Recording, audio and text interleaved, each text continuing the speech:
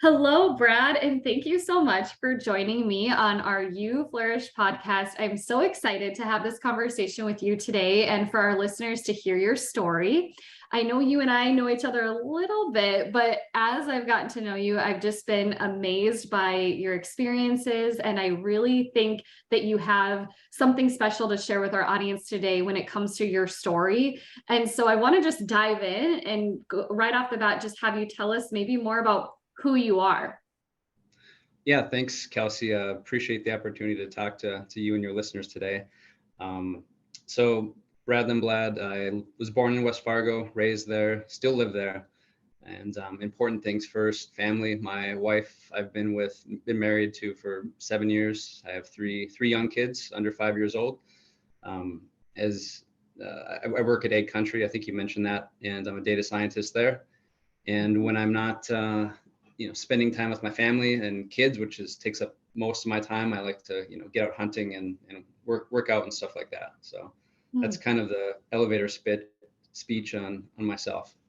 Love it, Brad. Well, and now you've gone through some pretty challenging times throughout your life. I wanted to know if you would be willing to maybe share more about kind of your journey with your faith, and kind of some of those difficulties that you've come encounter or that you've encountered along the way.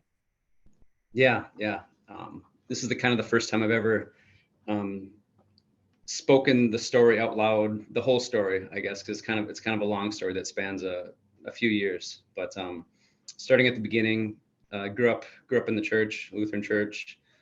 Got confirmed, went to church, all that kind of stuff. You're kind of a casual Christian, right? Not extremely dedicated, but also not someone that just went on Christmas and Easter. I wasn't a C&E Christian. I was somewhere in the middle. And you know, years later, when I was in my 30s now, I read the Screw Tape Letters again. Great book by C.S. Lewis, and I'm going to paraphrase, but one of the things that these demons, these tempters, that one of the ways they try to entice people to you know go away from God was by giving them a good time, giving them an easy life. Don't have challenges in front of them. And the first part of my life was very unchallenging. I was had a great family, still have a great family, didn't have major challenges, so didn't really need to lean on God as much as I did starting in my 20s. So that's kind of the first part of my life. And then when I was 22, I went in to have what I thought was a routine surgery on. I had a lump on my hand, which the doctors always told me was just like a fibroma, I think they called it, which was wrong. But it was essentially a lump in my hand. It looked, pretty unserious. So it started to interfere with my bench press. So I went and got it out eventually when I was 22, like I said, and went in to get the stitches out from the surgery. And the doctor, who did not have a good bedside manner, or maybe he was just really nervous, I'm not sure. Either way, it wasn't good at the time. But he ran into the room almost, and he said, I said, "Hey, how are you doing?" And he said, "Good, but you're not. You have cancer."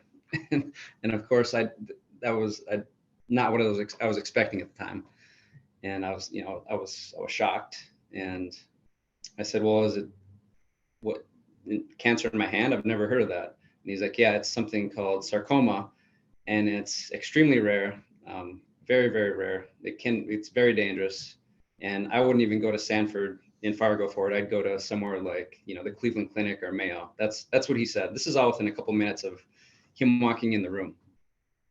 So it was quite the shock. That's being diagnosed with cancer at such a young age, and leading up to it, my doctors didn't give me any indication that it could be something cancerous. They just thought it was, some scar tissue from something.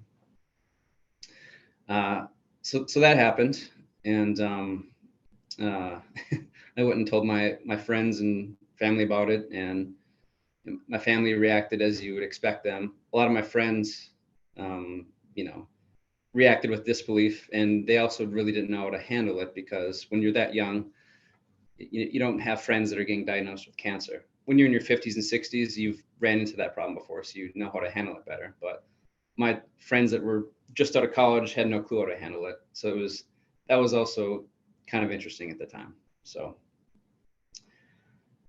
so after that, I was single at the time, and someone I worked with, she set me up on a blind date with her roommate at the time. And so this was, I think, almost a week exactly after I was diagnosed. And I didn't, I didn't, I don't think I grasped how dangerous the situation was. So I was just going about my life, pretending that nothing was extremely wrong with me. And so I went on a blind date with her, and she's my wife now. And we hit it off right away, and she I remember this distinctly. I had bought I think when I was diagnosed, I went out and bought this Lutheran book of prayer, which is just a book that has a bunch of like prayers in it. And there was a prayer for, I should have looked it up before this call, but it was a prayer for, it wasn't for dating, but it was for finding a wife or something. It was something like that. It was about finding your partner. And I remember that every time I would go see her, I would go through that, and I would say that one, and apparently it worked because she stuck with me. And we'll get into that.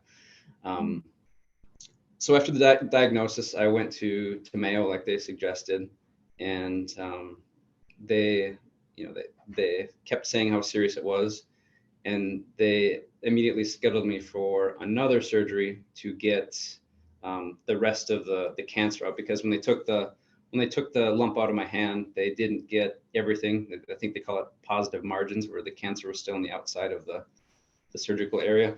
So they had to go in and take a lot more of my hand out, and it interfered with tendons and stuff. So they had to do, like plastic surgery to make sure everything still worked. So that was scheduled. Chemo was scheduled, and so we went down to Mayo. This all happened within the span of maybe a month.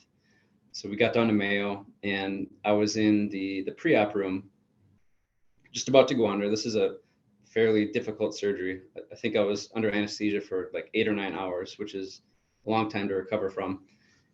And just getting ready to go under, and the doctor comes in. He says, "I think we're going to have to do another surgery as soon as you can." And he said, "We talked to some other doctors, and they think that we should take all your lymph nodes out of your armpit, just so it doesn't spread." And I think they call that a lymphodectomy, and it's common with like breast cancer and stuff like that. So that was probably the most let down I've been in my life. I thought I'd just have the surgery, then do some chemo and be done with it. But no, you're gonna do this bad surgery, and then as soon as your body's able, you're gonna do another one. And they're all in Rochester at Mayo, so it's not like you have your support network really with you. So that was one of the low points, I guess, of the beginning of the cancer journey. And through this whole time, I'm still getting to know my girlfriend at the time, and she's sticking in there with me. I had a cast from the surgery after that, and it had to be changed all the time, like 3 times a day, I think. And she'd be the one to clean it out, so she was kind of like my nurse at the time. So that happened. I had that long surgery. Then I think maybe 3 or 4 weeks later, I had the lymphodectomy, the one that he told me about. And that one was a lot tougher because they take out a big chunk of your armpit, so there's more to recover from. And I had like a bag that drained fluid, and a lot of work to keep it clean and all that. And the whole time, JC, my girlfriend at the time, my wife, she was the one emptying the bag and helping me with dressing my wounds and stuff like that. So that's kind of the whole surgery period. I had a bunch of surgeries within a short amount of time. And I've always been one to go the extra mile. Maybe that's not the best way to put it, but I'm not afraid of a challenge. But when I got diagnosed, I got promoted at my job at the time. I was working at a trekking company. But looking back, I don't know if it was a promotion, because instead of working an 8 to 5, I had to work a 4 in the morning until 1. So this whole time, my sleep schedule was really bad. I wasn't getting a lot of sleep, and I was going into the office really early, because of course I couldn't go to bed at 8 o'clock at night. I was 22 at the time. So had challenges at work, but looking back, I know a lot of people that have had cancer, and the people that like quit work and kind of just chill, they're the ones that have had the roughest time. And the ones that have kind of kept doing their normal thing and kept their routines up are the ones that seem to do the best mentally, maybe Hmm. physically too. So looking back, I'm really glad I didn't take a leave of absence at the time. Hmm. What sort of thoughts were going through your mind throughout this whole process? I mean, you talked about the experience, but what sort of talk tracks were running in your mind? Well, it was my first time that I've thought, hey, I could die from this, or I could die, right? I mean, when you're young, you feel like you're invulnerable. You feel like nothing can touch you. You're never gonna die. And cancer happens to someone else. It doesn't happen to you. Or cancer happens to people that are 70 years old, right? Hmm. So it took I mean, I had to grow up really fast, I guess, to confront my mortality. Hmm. And now this might sound harsh, but your now wife, I mean, what made her stick it out with you? What did she tell you? Because I mean, from the way you told the story, I mean, she only met you 1 week into this diagnosis. She could have just run for the hills. Why did she why did she stick it out? I think if she was smart, she would have. I don't know. I mean, we've talked about this many times, and she has a different answer every time. But she said that, I don't know. I don't want to misquote her, but I guess she really liked me. I guess let's just say that. But I don't know. It seems if I was in that situation, I don't know if I'd do the same thing. So Hmm. So from a faith standpoint, tell me more about your faith during that time. I, um, the first when I got diagnosed, the first two things I did is I went out and bought. I went to Sun Martin, West Fargo, and I bought pomegranate juice because at the time people were saying that pomegranate juice would protect you from cancer. So I, very simple-minded, said, "Well, I'll just go buy some pomegranate juice and I'll be fine." So that sticks out in my mind. And I went to Barnes and Noble and bought a Bible. I had a different Bible at home, but I wanted kind of a smaller one that I could bring with me. So I went to Sunmart, got the palm juice, then drove down 13th and went to Barnes and Noble and bought a new Bible. Hmm. First two things I did. I love that. Now, you're here to tell the story today. So, I mean, how did that recovery process go and what was it like after you were recovered? Well, I don't think there was recovery for the rest of the year, honestly. So this whole thing started in February, and my last chemo treatment was New Year's Eve of that year, so 2012. So the better part of a year. After I went to um, after I had the last surgery, the lymphodectomy, I started chemo almost immediately, and it was a weekly chemo I did.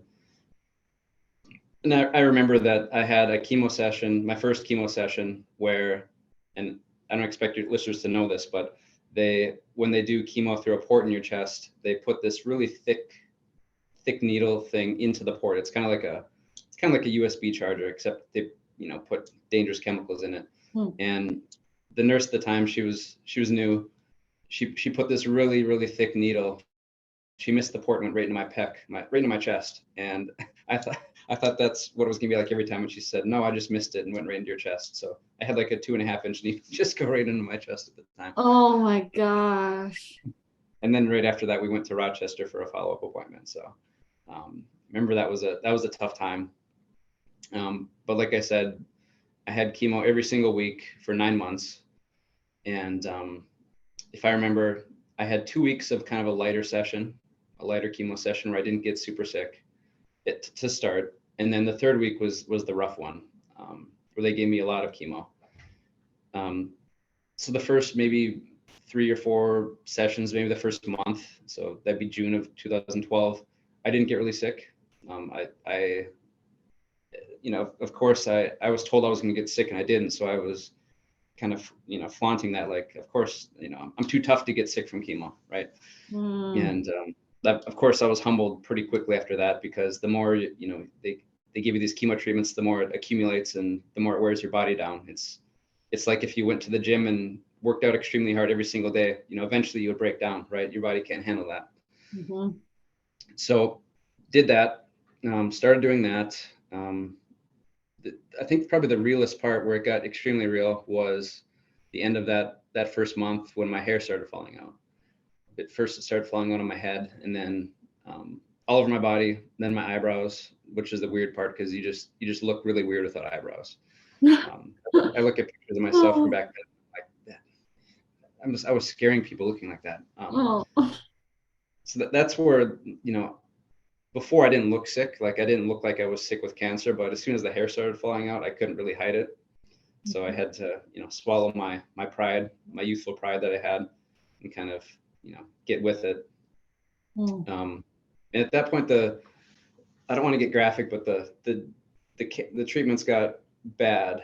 I would, so for the bad treatments, not the mediocre ones, but the really bad ones, I would go in on Friday, get the infusions all day long, and probably vomit 15 times in the next 2 days. Couldn't keep water or anything down, and so that I would go in on Friday, and then by Monday night I could have my first like meal. So that's at the point where I could actually keep it down. So it Mm. got really rough. At that point is when I kind of started to dabble in like alternative therapies for the nausea. I didn't really like. Actually, I hated the nausea meds they gave you because the side effects were almost worse than the nausea. They would give me like sleep terrors where I would kind of wake up and be half asleep and like you couldn't move. And I got those from the nausea meds, so I said I didn't want to do those. So I started to started with acupuncture. Then I went to like meditation, all these Eastern things, and then what was the other thing? It's escaping me. Hypnotism was probably the most Eastern of all those. So I did all those things. They actually helped. They helped my nausea. And at the time, everyone was, when your support network around you, they want you to feel better, regardless of what the cost is. And I'd mentioned I was kind of a casual Christian. I didn't see kind of the danger in those Eastern things, but they slowly started to creep up the kind of the side effects, right?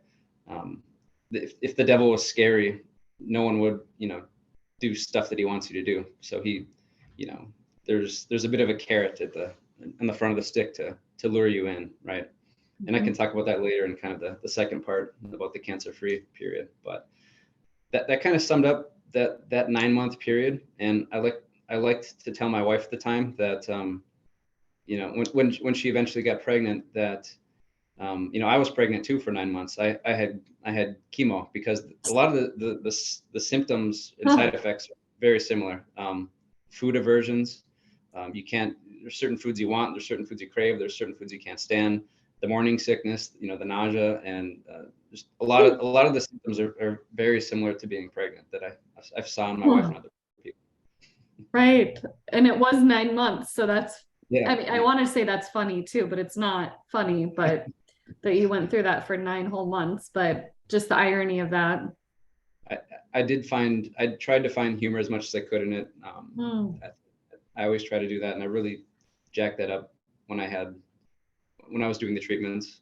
My wife tells me the funniest part of the whole chemo thing is when I was doing an infusion, I had a nurse that was with me all the time. Like we knew each other pretty well by that point. And I had this thing where there was, whenever the nurse would walk in, if you've been to a doctor, the first thing they do is they get the hand sanitizer, right? And there's that sound and they get it in their hand. The minute she would do that, I would start throwing up because I was conditioned to know that as soon as that happens, you're in for some pain. So it's like Pavlov's dog, except it was with vomiting. Oh no. So Oh my gosh.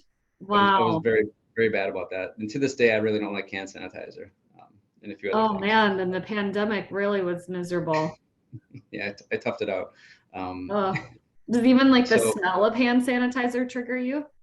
yeah, there's a lot of triggers. I mean, they use a particular like floor cleaner in the Roger Maris Center.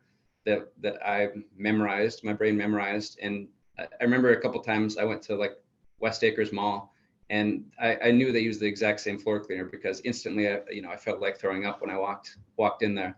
Mm, But your sense of smell is one of your strongest, memories. mhm. So that still gets me even 11 years, Oh 11 my years gosh. since. Um, Well, let's talk a little bit more about like post cancer and the things, the experiences you had post cancer. yeah. So New Year's Eve 2012 was my last chemo treatment. It was exciting. It was exciting for everybody. We got to ring the bell. That's what you do when you're done with the treatment, your treatments at the Roger Maris Center. So we did that. I was, on top of the world. I felt that my whole life's gonna be easy now because what can be tougher? And I think they call that a honeymoon period. Um, Mm, After you're married, you have a honeymoon period where your wife or your husband can do no wrong. I felt like that with just everything in my life. And mhm. eventually that wore off a few months, probably 3 or 4 months after that last treatment. And I started to get anxiety, which I had never really experienced in my life, and I didn't really know what to do with it. Um, Mm. and I was actually diagnosed with PTSD, I guess, from the cancer experience, which I guess is common. Something that I learned, you know, probably only a few years ago I realized this, but at the time, the rage was that people that eat a vegetarian diet, they can't get cancer. I had read this somewhere, maybe a few places. So at the time, I wasn't eating meat. I was eating a vegetarian diet, and knowing what I know now, being deficient in B12 and all these other essential nutrients, they can really spike anxiety and depression and a lot of things, and hurt your digestive system, which also happened to me at the time. So that was also something that I didn't realize at the time. I thought it was helping me because I didn't want to catch cancer again. I didn't want to rebound, but that was, exacerbating my anxiety. So, um, and at this time, the rechecks started with the doctor. So you have a scan every certain number of months to check to see if the cancer came back, and that became a huge source of anxiety for me. I would dread the month that I knew I had a recheck. If I had a recheck in June, as soon as May 31st rolled around, I'd be upset because pretty soon I've got to figure out if I'm gonna die or not. And looking back, a lot of this is looking back because at the time I didn't come to these conclusions, but when you're anxious about a cancer scan, you're afraid God's will and your will aren't the exact same thing, right? So it's Mm. like you're wanting your will to be more, take precedent over what God wants for you, which is, it's wrong. And I wish I, realized that at the time, but all I could do is be anxious about it. And with this anxiety, I said, well, let's do what I did for the nausea. Let's just throw some Eastern stuff at it. And I did hypnotism again and meditation. And at that time, I really started to feel um, spiritually persecuted, for lack of a better term. Um, you know, I've, I don't really want to get into the details because this is different for everybody, but I felt persecuted, and um, I felt evil around me at the time. And knowing what I know now, I realized that I was opening doors by dabbling in these Eastern things. Which, when I say Eastern, I'm talking about things like meditation and hypnotism, which um, although they are extremely popular in our culture today, what they do is for hypnotism, for example, you open yourself up. You want to get everything out of your mind, right? Um, you want to. So essentially, what you're doing is you're opening yourself up to things to come into your mind if you're emptying it. And the difference between like an Eastern meditation and a Christian one is if you're a Christian and you meditate, typically you're meditating on the Word of God, so you're filling it with something good. And if you're doing um, transcendental meditation, I'm not an expert on these things, but you're emptying your mind and things come in there, right? And this isn't something that you're going to hear in mainstream news. That mainstream news thinks that meditation is, the best thing you can do, right? But there are studies that show that people's mental health actually decreases from meditation. There's always studies proving, on opposite sides of the coin. So knowing what I know now, I knew that that's what was happening. I was opening doors, and I wasn't leaning on God. I was leaning on other things at the time. Hmm. Well, and I love what you said about meditating on the word of God and how that type of meditation can be really powerful and beautiful because you're actually filling your mind with the Holy Spirit and with God's word. But it is very common these days for those more Eastern practices to, be popular. And so it's really interesting. So for you to get through this anxiety, um, if those things didn't work, I mean, what eventually worked? Well, I think you know the answer. It's praying. It's God. I I didn't totally piece together that the Eastern things were causing it, and the vegetarianism. I didn't realize that at all. But eventually, I put it together somewhat, and I said, well, let's just try just entirely, getting more into the Word, going to church more, and making God more of the center of my life. And eventually, slowly, I got back to normal. It took a year and a half at least, where I was living a pretty tough existence. It felt like, and there's, and I mentioned kind of the honeymoon period after cancer. You feel guilty because you feel like you should be good now because you beat cancer. So quit worrying about the little things. I mean, anxiety is literally worrying about things that probably won't happen, right? It's so I was hard on myself because I felt like I shouldn't be like this, right? I'm tougher than this. I love that. Well, and now, um, tell us more about you and your wife and kind of your life now and the beauty in your current situation. Yeah, yeah. So after this, there's the cancer that happened, and there was the little rough, big rough stretch with the anxiety and things like that. During the whole time, my wife's with me, helping me, girlfriend at the time, and we eventually went in, and the doctor said that this chemo that you've been on is pretty bad, and it might make you sterile. And I said, well, let's hope not. But eventually I got tested, and they said, yeah, you don't have viable guys, right? You're not going to have kids the normal way, and that was pretty depressing. But luckily I had frozen my genetic material so we could use it for treatments. So I think about 2016 is when we started doing fertility treatments. First, we did kind of the less invasive procedure. I think it's called IUI. Did that a couple times, and it's very expensive as well, and it's really tough on mom because she has to take certain drugs that modify her hormones, progesterone, and things like that, and it's really tough on her body, right? So IUI did not succeed several times. So the next step up when that doesn't work is IVF. That's in vitro fertilization, where they take one of the woman's eggs and fertilize it with one of my frozen sperms. And so we did that and had success. The two eggs were fertilized.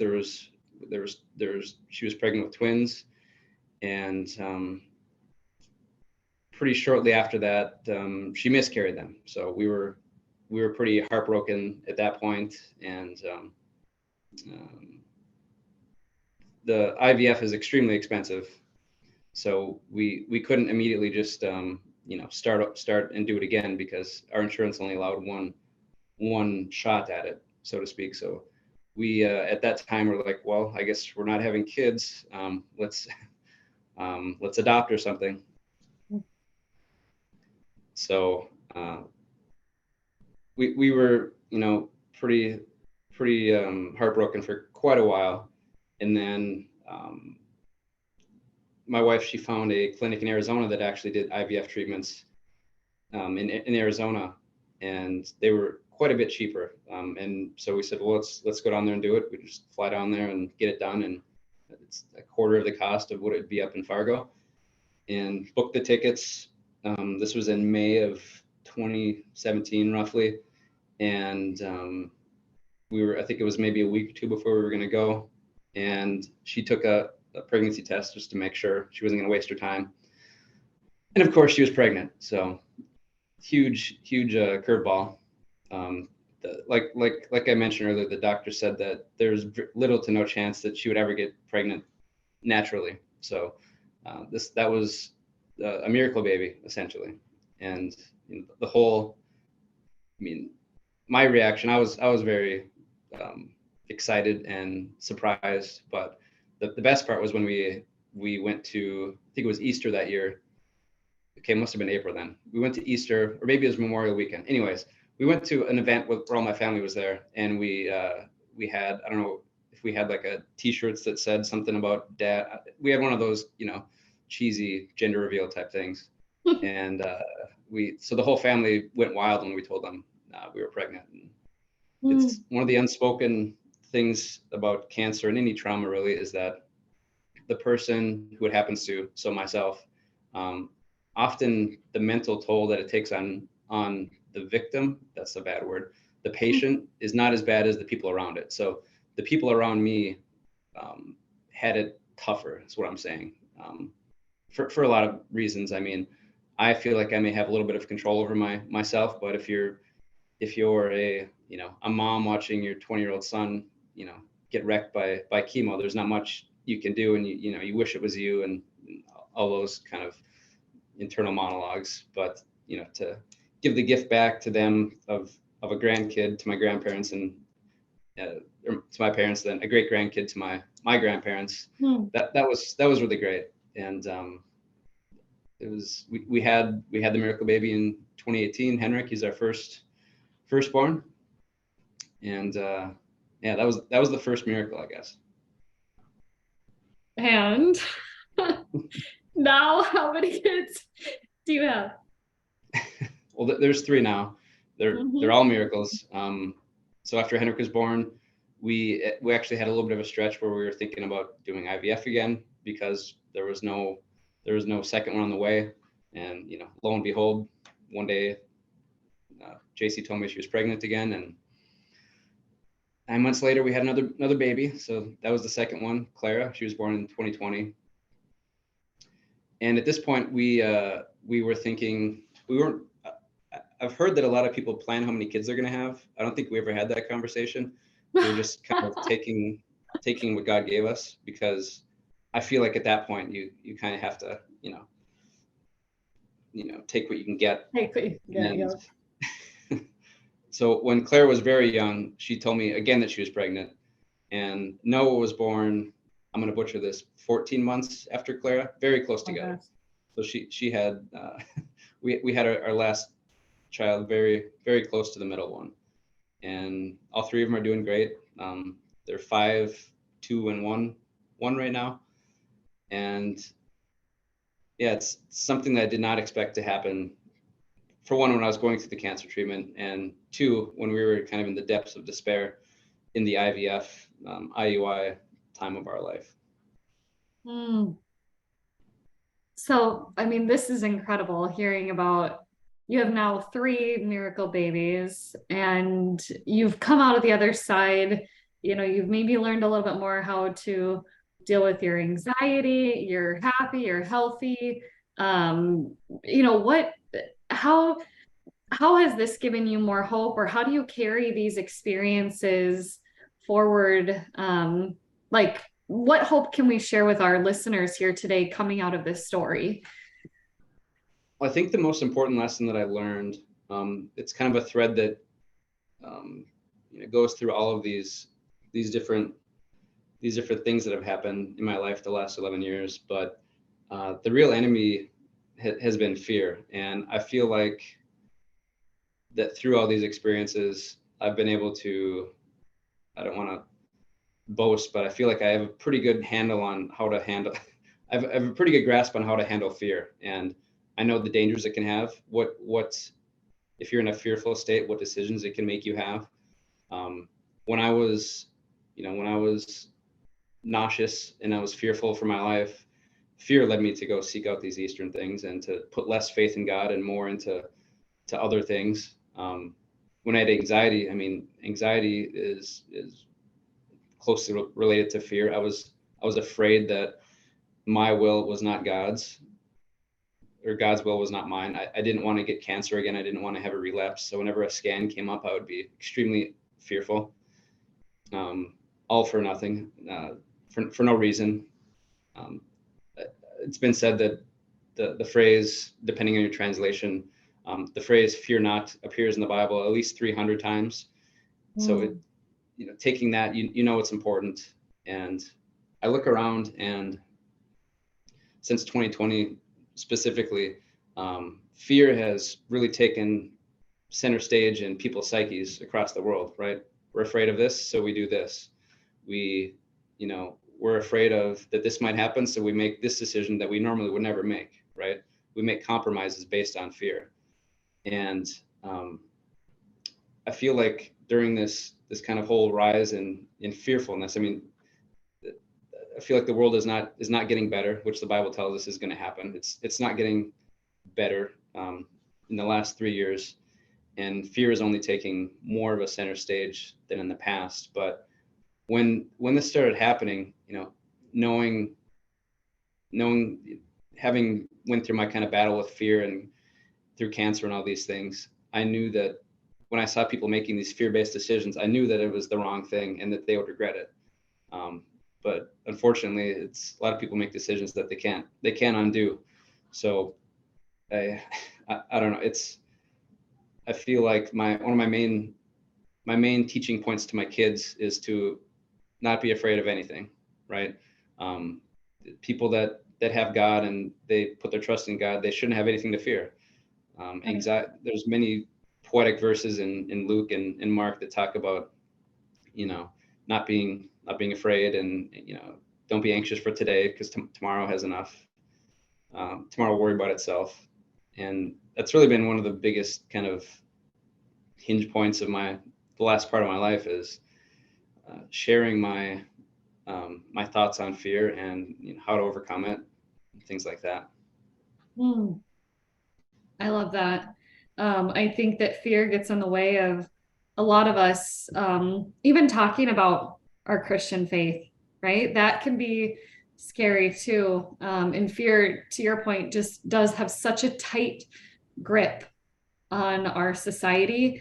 I think it holds us back from maybe speaking about God's truth and sharing the word of God with others, even from that standpoint. And I think listening to your story, it's so obvious all of the moments when God was there for you and really was blessing. I mean, even your wife coming into your life a week after your diagnosis, that gives me goosebumps. And then just thinking about your children that you've been able to have. And, Brad, I feel like you have had so many experiences that could relate to someone else who is going through cancer right now, and just knowing that it is possible, like, have no fear, you will come out on top. But also, to your point, recognizing that it's not your will, it's God's will. And that, I can't even imagine being in that moment of knowing that you have cancer and needing to go through treatment. I can't imagine feeling that way. I think I would be extremely scared and angry. But for you to be able to speak that message of be courageous, have no fear, that's what the Bible says and tells us. I just think that's so wonderful. And don't get me wrong, I was definitely scared and angry. I definitely didn't let people know that, though. It was, I kept it, hidden in that place where men put their emotions that they never show. Yep. But I always try to show the strong demeanor. But I think the one thing I've done ever since I've been a cancer survivor is I've mentored people that are either going through treatments or they're just diagnosed or something like that, because especially for young people, it's one thing if you're someone who's in their 50s or 60s, where you can talk to someone that's one of your peers that's probably had cancer, right? It's a lot more common the older you get.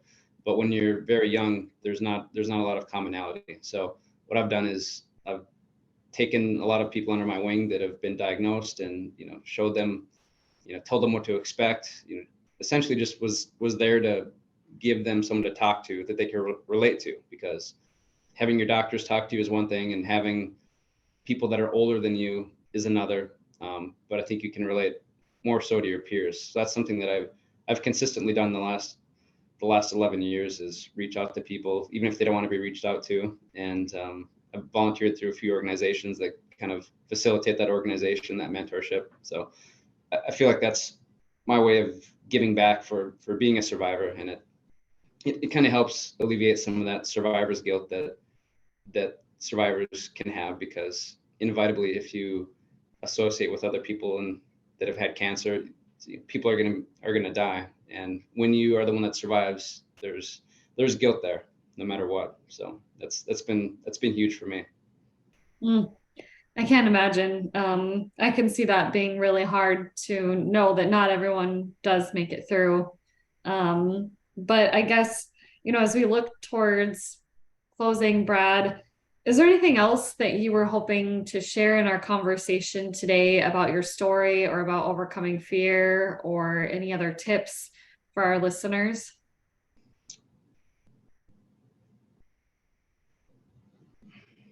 That's a good question. I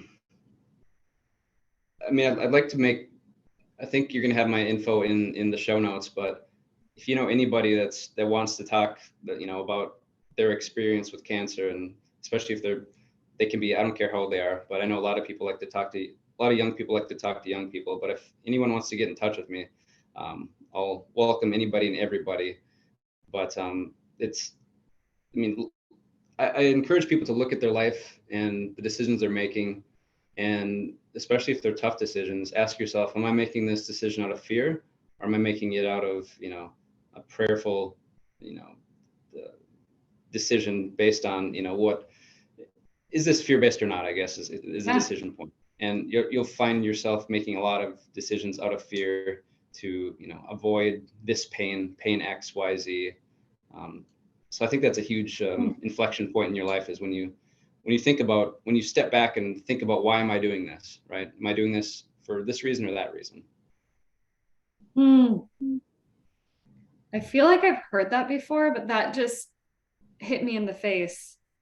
I think about all the decisions we make throughout our day and our week, and even whether or not you go do XYZ thing.